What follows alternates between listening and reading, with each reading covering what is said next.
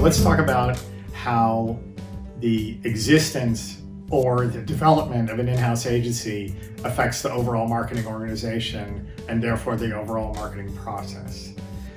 The thing about it is that when you have a traditional agency, you basically have no control over their process. Their process is pretty much of a black box to you.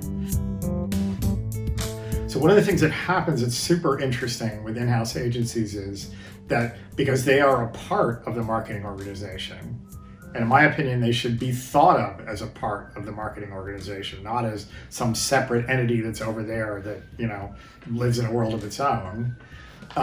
You have the ability, you have the freedom to look at the entire process, both how the internal agency is doing its job and how they relate to the overall marketing organization, right? You have a level of transparency that you otherwise don't have at all. If you follow the money, as it were, is that it takes you up into the marketing organization, because if you're asking the right questions, that's where it's going to lead. Because inevitably, there's going to be issues with approval, there's going to be issues with hierarchy, there's going to be issues with executive levels and who has influence and who needs to have an opinion and all of those kinds of things. And those things have a dramatic effect on the quality of your process, on the quality of your product, and on how everything's working.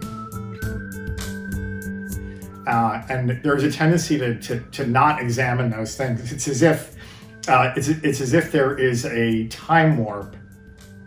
Everybody thinks their approval takes 0 time. No one thinks that their part of the process is the thing that's taking 3 days or a week and a half or whatever it is. So that one of the things that we've done that's kind of funny is you go in and you quantify how much time it takes for each person to give an approval. It's very common in marketing organizations now, because these people are so busy, for a VP of marketing or a CMO or anybody like that who has an approval. What they do is they tend to set up a weekly or a bi-weekly meeting, and they try to sort of drive everyone through that meeting so they can do it all at once, so they're not constantly being pulled in a million different directions. This is entirely logical from an organizational point of view, but from a production point of view, it can be a bit of a disaster. So imagine you're in a very tight production schedule, but you need the VP of advertising to approve whatever it is you're creating, and that person has one meeting a week. That means that if you're ready the day after that meeting takes place, it's going to take you a week just to get a yes or no answer. And the higher you get up the scale, generally the less frequent those meetings are. So now if you need the CMO, it could be 2 weeks that you're waiting. And when a production schedule is created, that number is almost always 0.